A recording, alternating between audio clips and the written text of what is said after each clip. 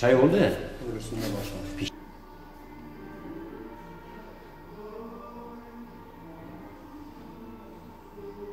Sen getir bir kere hazır et. Cuma günü verirsin. Evet tamam çaplarını oraya çap. Tam oraya yere var.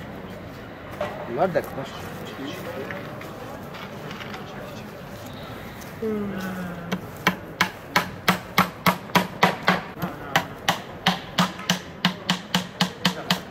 Çarşamba ya perşembe günü verir. Ama tam ortaya yine çaptan olmaz. Au, ikisini birleştir yer altı. Tamam, Biraz sen de aşağı. bunu Buyur abi. Gel aşağı yok. Başka beni böyle yükseğe bırak ki şey yok.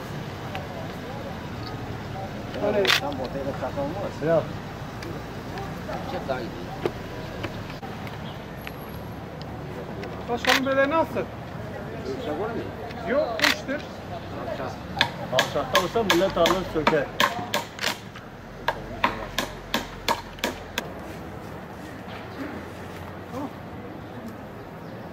Tamam iyi.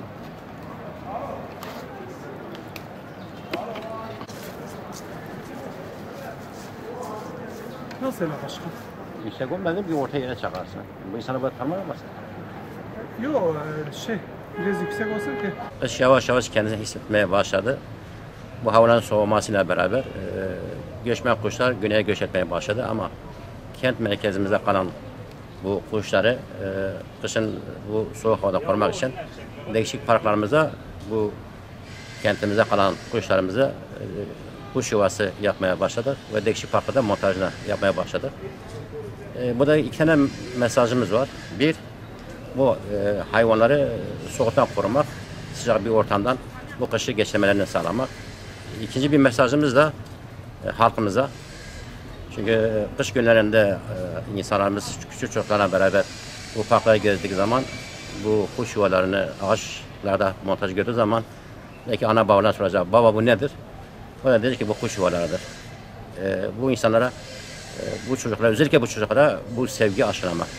Çünkü bunları gördükleri zaman gerçekten burada bir yuvaya ihtiyaç olduklarını, bunda bir barınmaya ihtiyaç olduklarını hissettirmek, bu sevgi çocuklara mesaj vermek, vatandaşlarımızdan asas mesaj vermek, vatandaşlarımıza bu değişik parklara montajını yaptığımız bu kuş yuvalarını sahip çıkmaları, korumaları, onlara gerekli ilgi alakayı göstermeleri, tahrip etmemeleri.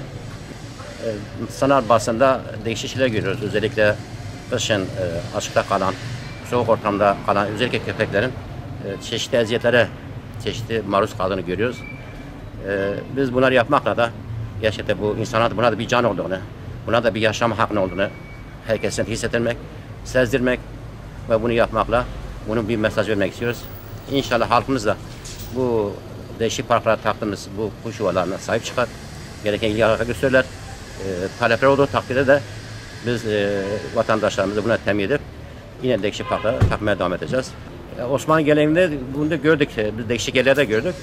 Hatta parklarda da gördük. Belki eski evlerde size gezmişsiniz, tarihi evlerde.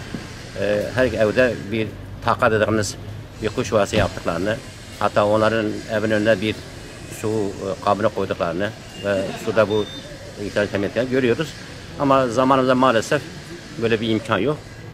Artık biz de inşallah o Osmanlı döneminde kalan bu geleneği de yapacağımız bu kuş yuvalarına bunu da vatandaş istemeye çalışacağız.